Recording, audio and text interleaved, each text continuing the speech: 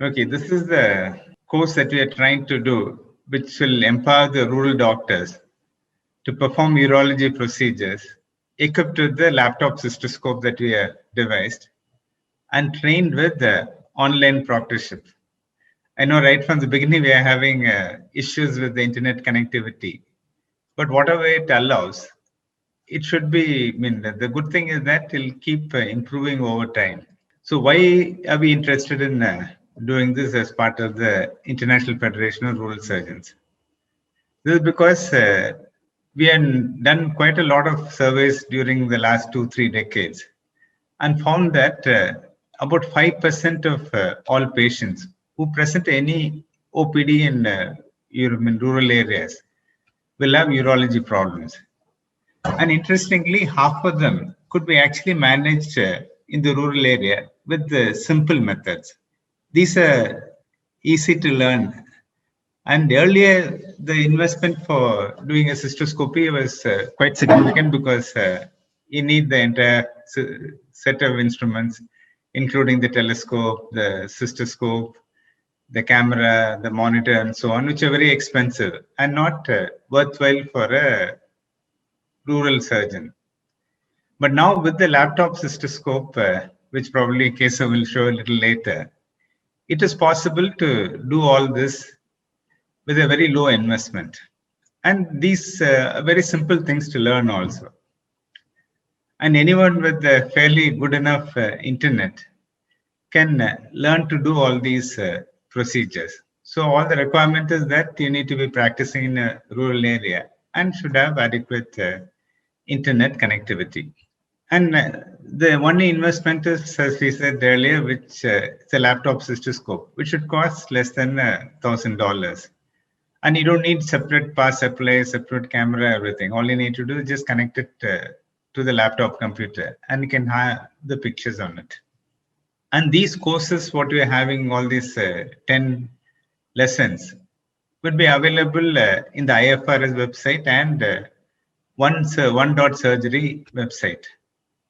So this will be freely available to anyone who is interested from a rural area, because One Dot Surgery is also an organization which is trying to give free service to the rural doctors. But then, unfortunately, we need the investment in the form of the cystoscope. And then once you get the cystoscope, you can write to Keso. The email address is given here. And along with it, we also get 1 year free in consultations and supervisions. And if you pay separately, we can also have a certification from Martin Luther University. And what are the things which are possible to learn? The most important thing you can learn is urodynamic studies. The one which is done with the equipment is very expensive. The equipment itself is costs almost 1 million rupees. But then we have modified it to exactly get the same information that you'd get out of a commercial machine by doing a simple method. And again, the diagnostic cystoscopies, all that investment that is necessary is this less than $1,000 laptop cystoscope, which can be used for diagnosis. And if you're a little capable, you can also start doing minor procedures like DJ stenting and follow patients with bladder tumors.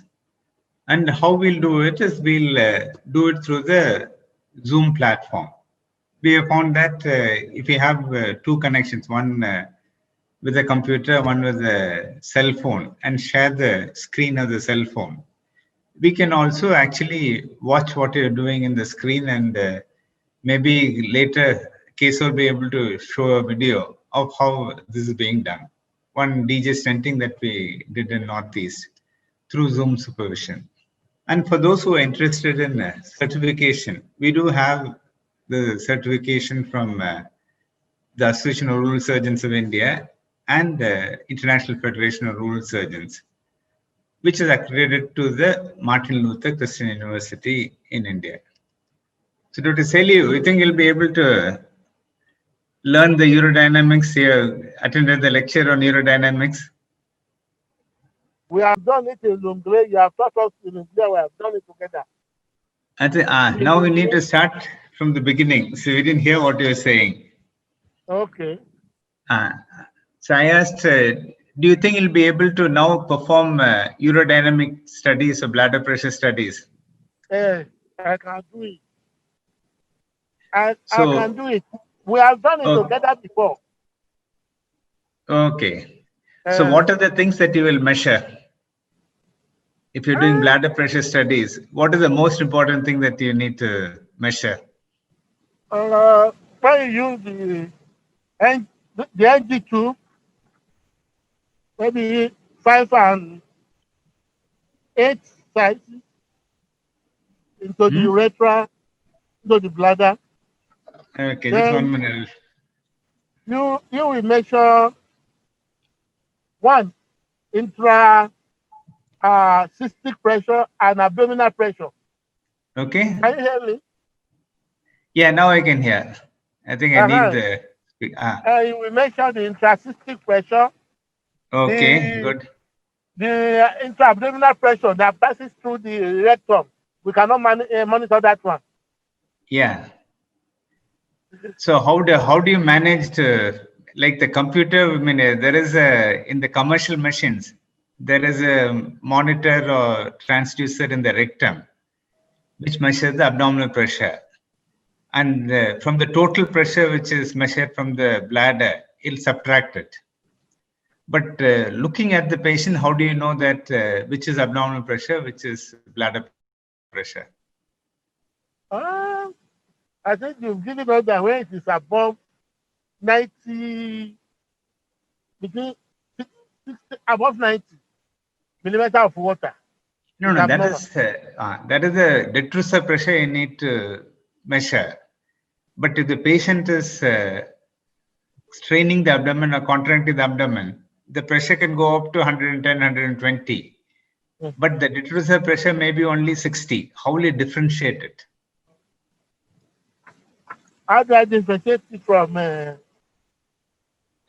the, I mean, see, like commercial machine has a pressure measurement in the rectum, so that will measure it. But here, when you're doing in a rural area, you don't have that facility. So how will you measure? I will. Is it not the one you taught us that we are going to use the 2NG2 with Yeah. we connect So, the. so one IV tube measures the pressure, but that is the combination of the abdominal pressure and the bladder pressure. But we don't need the abdominal pressure. We need only the bladder pressure. Yes. So how do you get only the bladder pressure? When I connect the infusion giving set with the um The manometer. I create my own manometer Mm. using the infusion giving set and the nasogastric tube that I pass into the bladder. Yeah. So what did I say in the beginning? You need to make the patient cough. So when the patient coughs, the intra-abdominal pressure increases. Oh. So even if the bladder pressure is not much, because of the intra-abdominal pressure, the water level will go up. But the important thing is that it goes up and comes down immediately. So when you're doing in a rural area urodynamic studies, you should ignore those fluctuations. Okay. Because you can actually, if you're there along with the patient, you know when the patient is straining the abdomen, when the patient is coughing, or when the patient is talking or moving, straining. So that is the reason why you need to be along with the patient to observe the patient. If you're doing the commercial machine, you don't have to bother because there is a transducer or pressure measurement in the rectum. Okay. Okay, so it is important that you need one to measure when the patient is not straining. Okay. Okay. Okay. Another important thing is that you need to measure the maximum voiding pressure. Okay. So that again, you need to do it at a time when the patient is not straining. So sometimes what happens is that the patients can't, especially if they have a stricture and they can't pass urine, they will contract the abdomen quite tightly and then try and pass urine. So you need to make sure that you need to be observing to make sure that you are watching what is happening and interpreting correctly. Okay. So what are the symptoms of lower urinary tract symptoms? They're divided into two groups. One is the obstructive symptoms, and the other one is the irritative voiding symptom.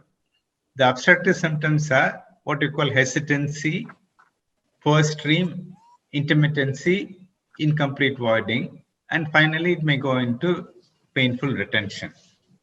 Okay, Dr. Sally, what are the obstructive symptoms? Obstructive symptoms. We heard three important ones. Hesitancy. Okay, first is hesitancy. Then next is poor stream. Third? Acute painful urinary retention. Before that, intermittency. Yeah, that is the fourth one. Okay. So why do these symptoms occur? See, normally, have you noticed that when you go to pass urine, as soon as you go, does the urine come out or it takes a little while to come out? So normally it takes a little while because once you go to the toilet, say if this is the urethra and this is the bladder, the urethra will start opening and the bladder will start contracting.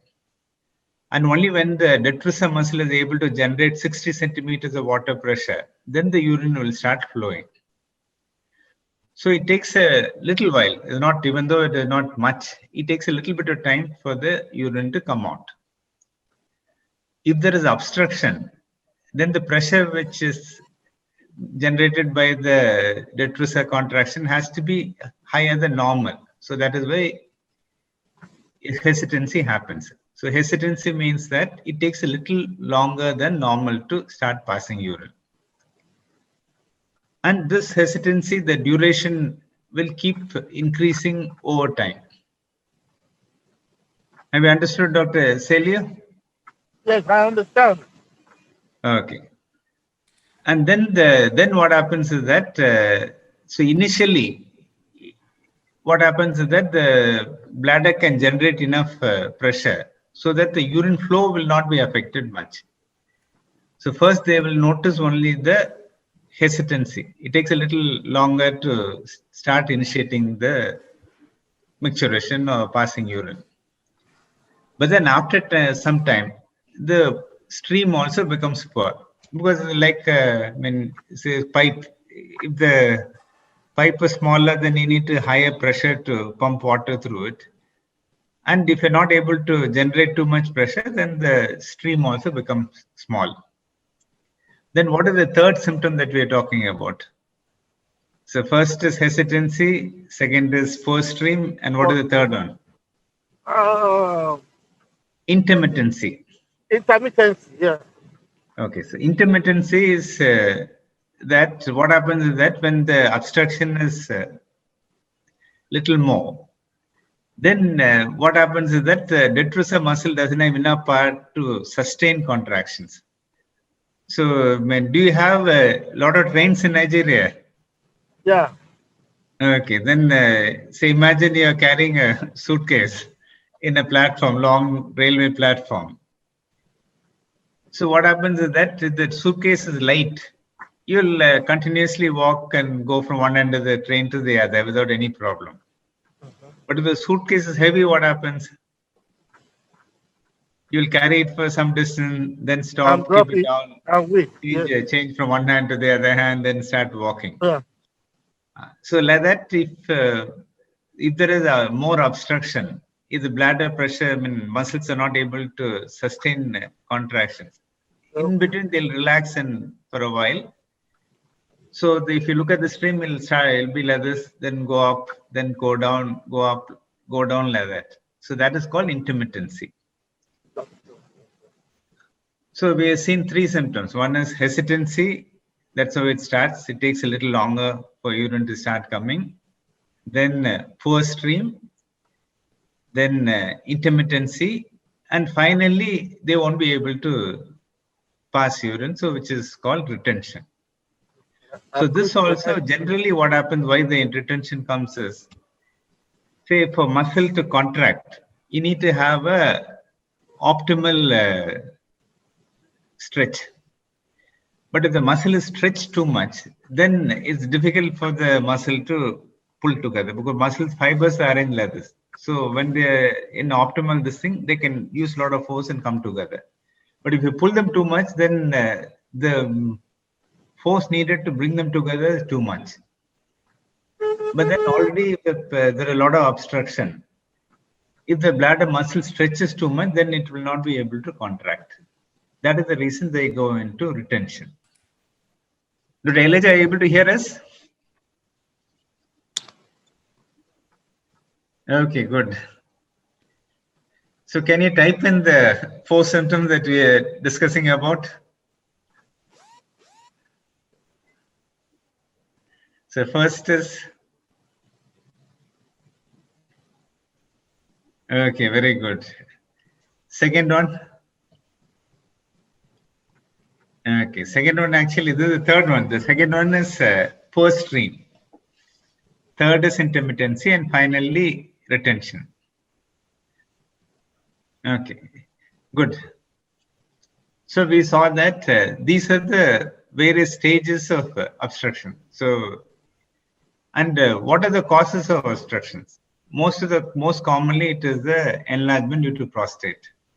So if there is a lumen like this, and if the prostate starts growing and slowly obliterating the lumen. So as the size increases, or the capsule, the muscles, stromal tissue contract and doesn't allow elasticity or spreading, then the pressure needed to make urine flow through prostate is slowly goes up.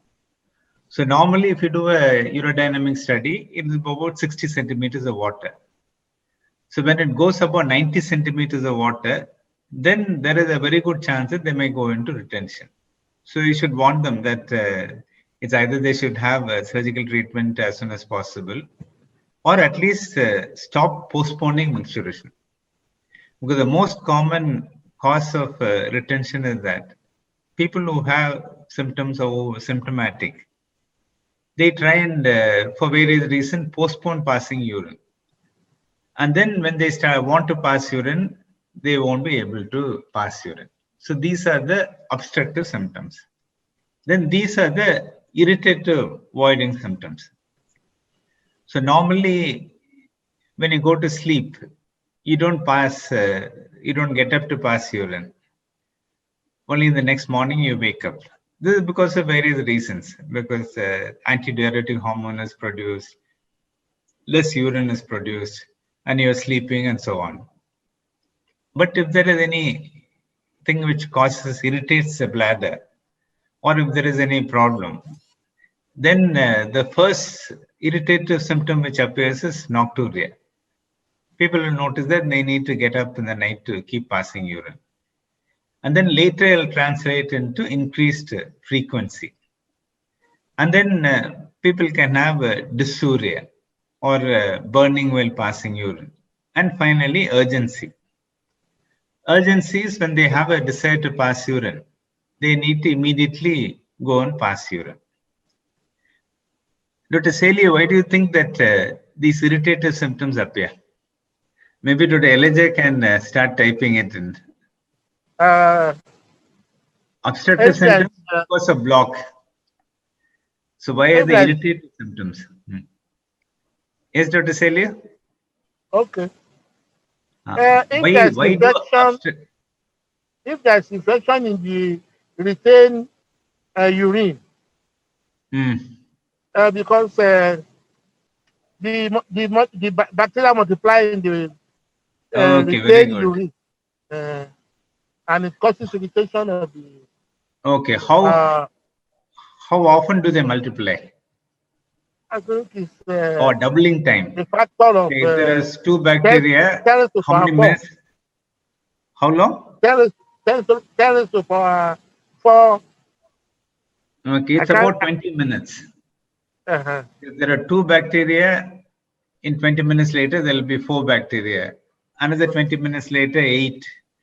Another 20 minutes later, 16 and 32 and so on. This may not look like a big number.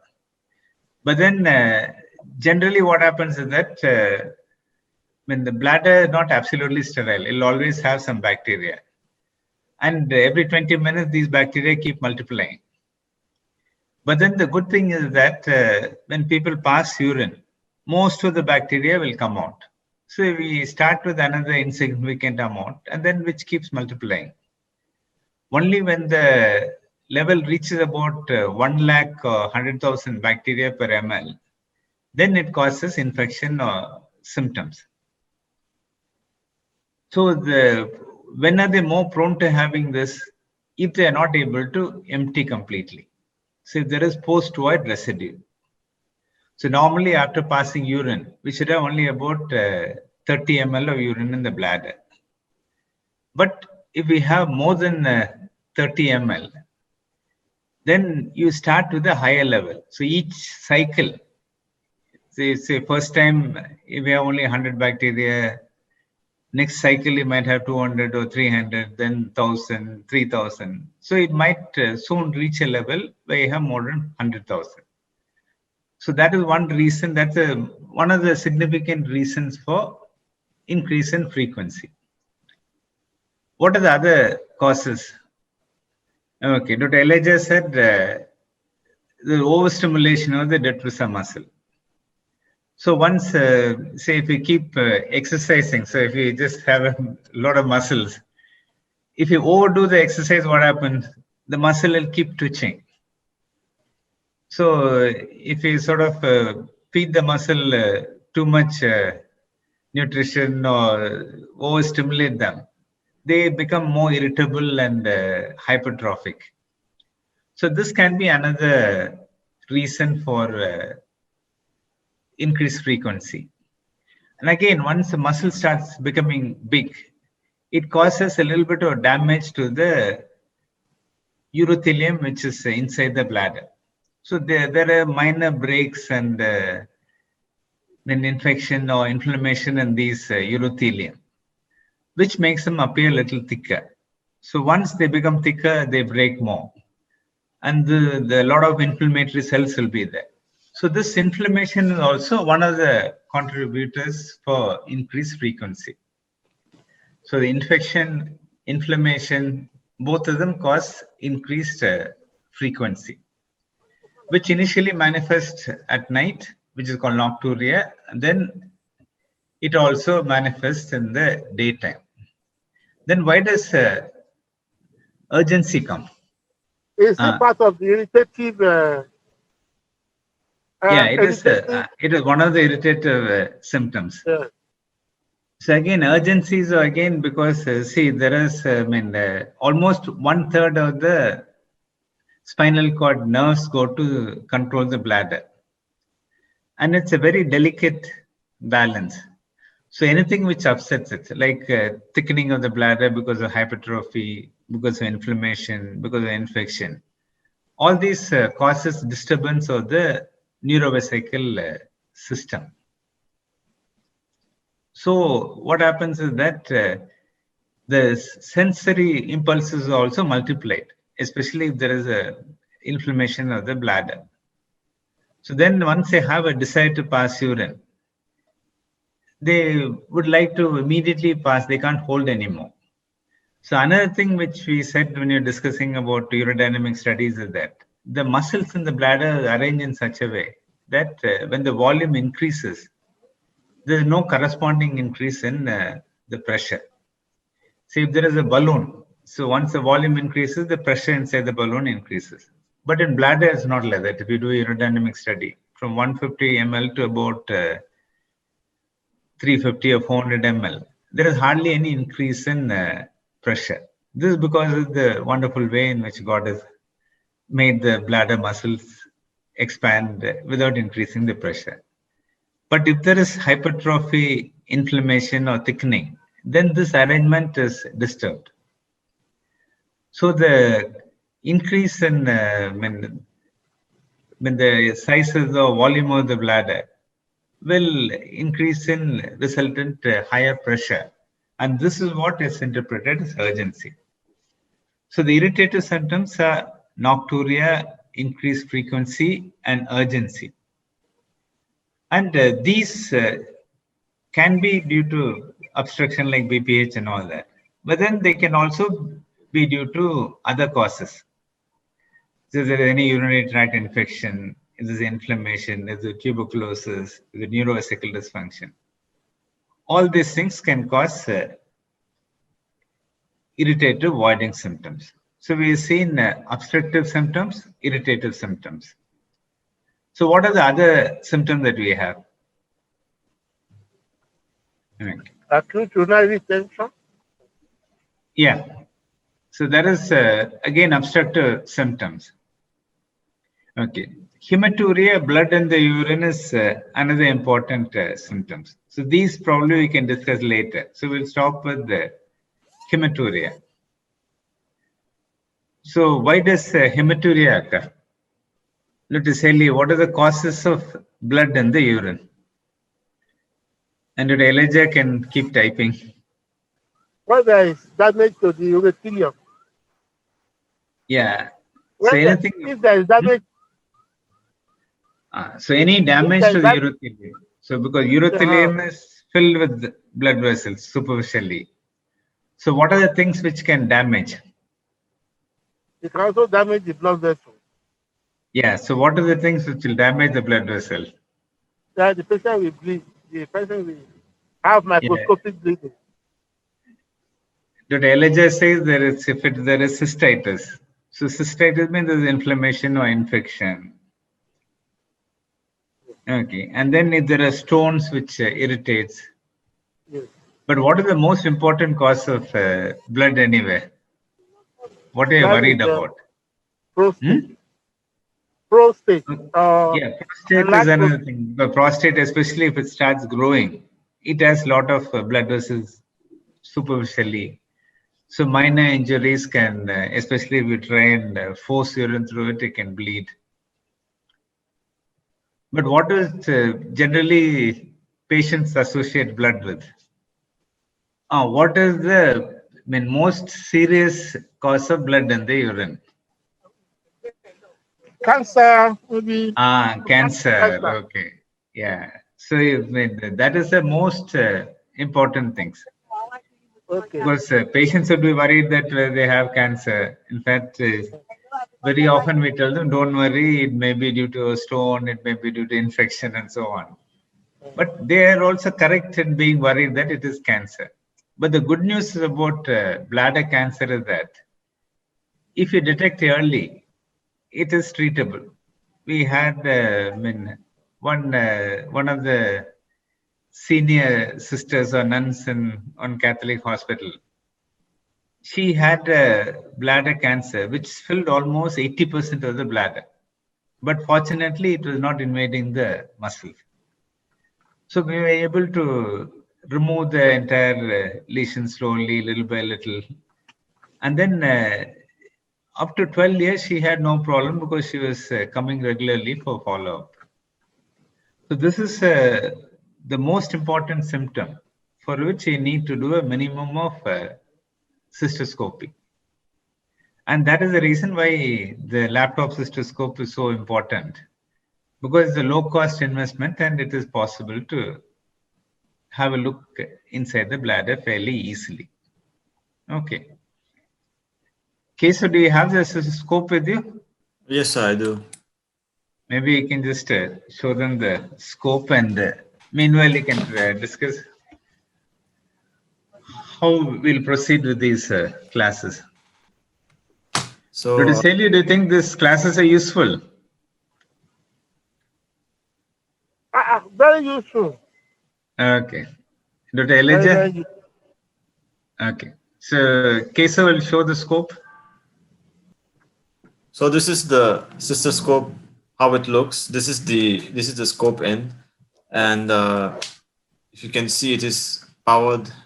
It has a LED at the tip for the light, and the interface is USB, any USB 2, or the current model you can connect it to your phones, Android phones. I don't know if it is clear enough. It is clear enough to see.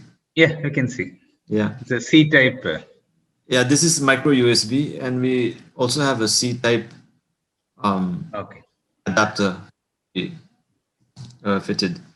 So this is what the device looks like now. It has a 5-meter cable, which is quite long. This is the current prototype, and if you can But see, do you have the outer sheet? no, not here, not right now, sir. Okay. Yeah. So the cystoscope comes with an outer sheet, which will come as a set. And this is the locking mechanism here, which will lock onto the outer sheet. So I'll just share the feed from the camera. Once you plug it in, the software it's less than 10 MB. And you just have to copy it onto your system. You don't need a hi-fi system for using the cystoscope. You just need a very basic system which has a USB, and that's just about all you need. So I'm going to put this scope into my hand. I've made a cylinder out of my hand. What you can see in the middle is my thumb. This is my thumb. So I'm now about maybe 4 to 5 centimeters from my thumb. I'm going closer. The ideal focal range now is about beyond 2 centimeters. 2 to 3 centimeters onwards, you have sharp images. 2 or 3 things to keep in mind is, the first thing is, this is an autofocus camera. So when you're working, you may need a split second longer if you have sudden movement. Second thing is, the white balance also auto. So you may need to get a reference before you actually start. And the LEDs, the LED light, you can adjust the power. I'm going to just increase it. This is at max. I'm about 3.5 centimeters from my thumb. This is max power. I'm going to reduce it. You can just see how the image quality may change to a little more grainy image. So this is true with all cameras. Lesser the light, more will be the grain or the noise that is, as it is known. But again, here what you should remember is that if you're far away, you need more light. If you're closer to the orifice or the thing that you're inspecting, your tumor or something, then you need less light, because there'll be a lot of reflected light also as you go closer. See, if you can see here on one end at the left, there's more reflected light than from behind. So you can adjust the light depending on how clear the thing is. And again, if you wait a little longer, it becomes much more clear. That is one thing you need to remember. Yeah, that's right, sir. So yeah, that's the presentation in short, sir. Okay, thank you. Okay, then Dr. Celio and Dr. Elijah, how often do you want these classes? I think weekly is fine. Weekly, okay. And what about the duration? Half an hour, 1 hour? How long do you want the An hour? classes? Okay. Okay. And once you receive the cystoscope, if you have any patient that you want to discuss, then you can send a message either through WhatsApp or email, then we'll fix a Zoom consultation. All right. Okay. And if you're doing any procedures, again, we'll do the same thing. Is that fine? Yes, that's fine with me. Okay. How big is So- the sheath? Pardon me? How big is the sheath for the The sheath is cystoscope? 19 French. Okay. Yeah, that's right, sir. The thing is, I mean, the smallest scope that we have is usually 17 French. But through the 17 French, you can't do the procedures.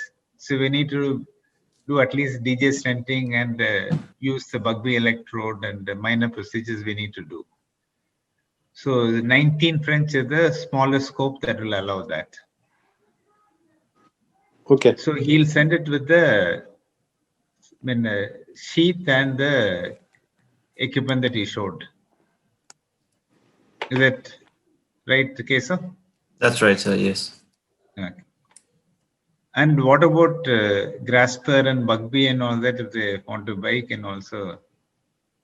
Yes, Can you Dr. get all those things locally, or do you want those also sent? So what would be the implications?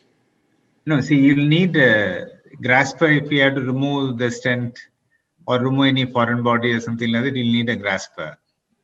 No, I would certainly prefer to have a grasper with it. Okay, and Bugbee electrodes you'll need for cauterizing. If there are any bleeding points, you can cauterize. If there's small tumors, you can vaporize. So that's another one which you'll need. Yeah. So these two, actually Keshav can get it and send it along with the scope also, or if you can get it locally, that is also should be fine. So these two are probably the accessory that you'll require. When maybe Keshav can get it and Yes, if it is Sure. necessary, I can also include that and get it and include it. okay. Okay, then thank you, gentlemen. We'll see you next week, probably Wednesday, and bye. Good night. Thank you, sir. Good night. Thank you, sir.